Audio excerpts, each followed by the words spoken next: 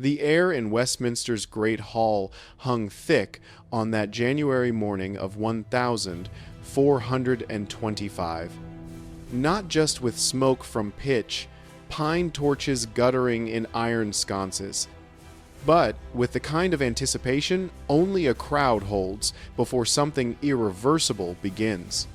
Stone arched high above, ribbed with dark oak, hung with faded banners of gold, lions, and red crosses, sunlight weak and wintry slanted through the east-facing stained glass window. A mosaic of saints and kings, casting fractured light across the rush-strewn floor, frozen stiff from the previous night's cold. And there, at the center of it all, stood her. She was young, barely 20, and dressed in light orange, the color of dried marigolds or late summer wheat. Not the bold saffron of royalty, nor the dull ochre of peasants, but something in between, hopeful, almost naive. Her kirtle clung softly to her frame, laced tightly at the sides with brown leather thong. The ivory linen of her long sleeves caught the torchlight like parchment. A simple copper circlet rested in her chestnut hair, braided loosely over one shoulder.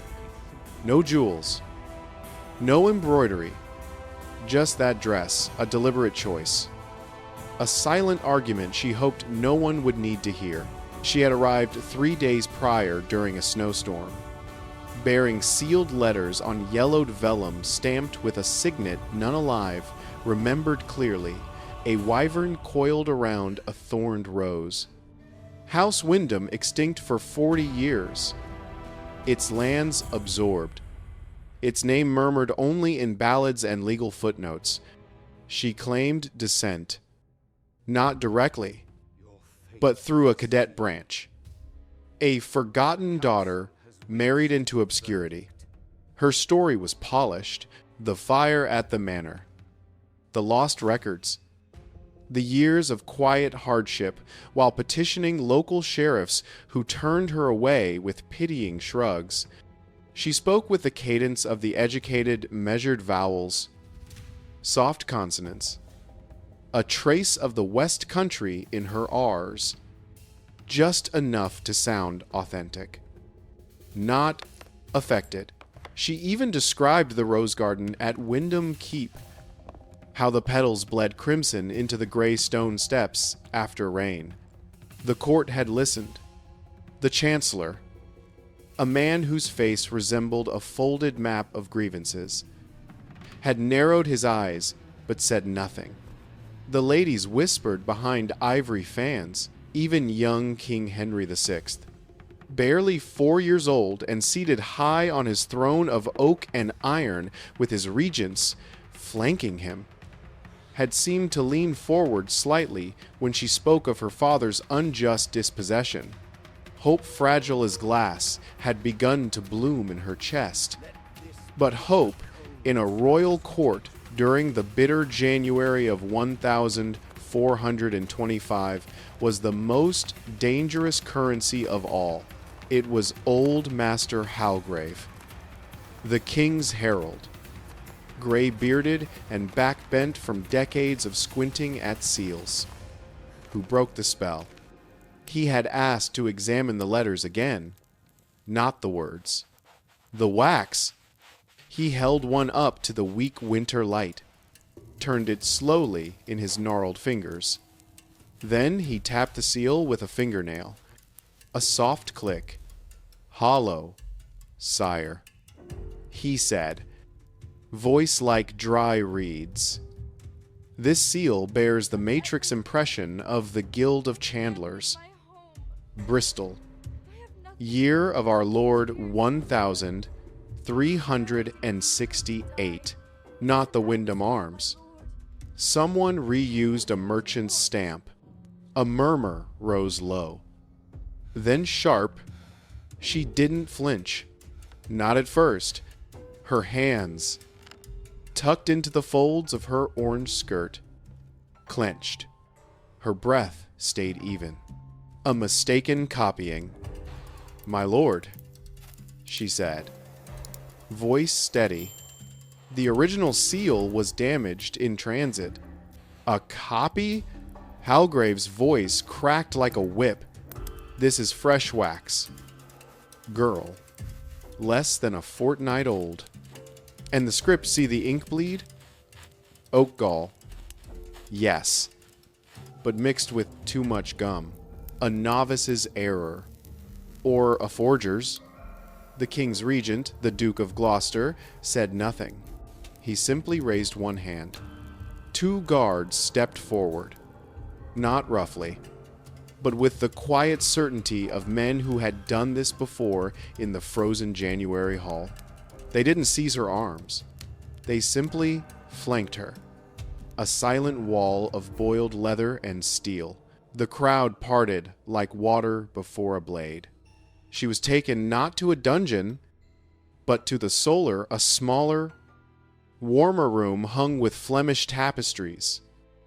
The scent of beeswax and dried rosemary thick in the air.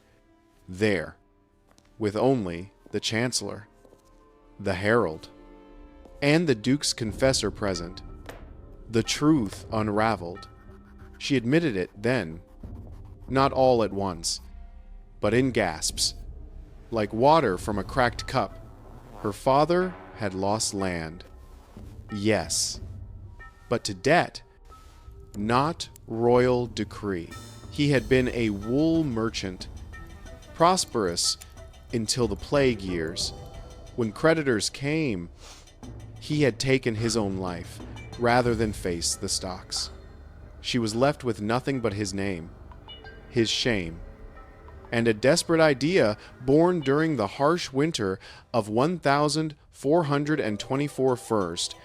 If she were noble, even falsely, she could petition the crown for restitution. Not riches, dignity. A chance to stand tall again. "And the dress?" the Duke asked. His voice, not angry, but heavy, like stone settling. She looked down at the light orange fabric. House Wyndham wore orange. Sire. In remembrance of the harvest before the Black Death took them. "I thought if I looked the part, the truth might follow." The Duke was silent a long time. Outside, a raven called from the battlements. "Deceit under oath is treason." He said, finally, "But you did not seek to overthrow, nor poison, nor steal the crown's gold. You sought to rewrite your place in the world.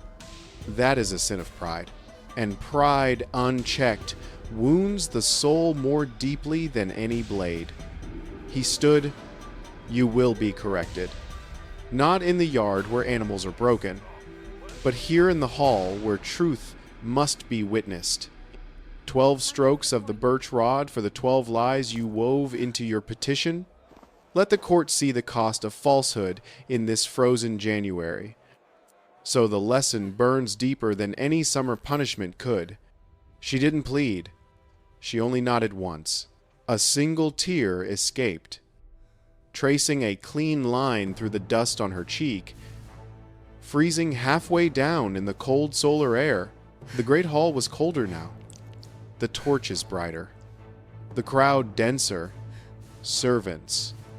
Squires. Knights in half armor.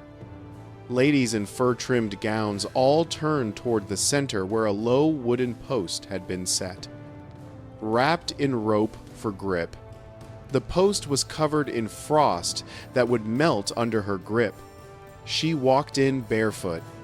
Someone, perhaps the same maid who had helped her dress days ago, had removed her leather shoes, her stockings. Her feet were pale, turning blue at the edges from the stone floor's January cold.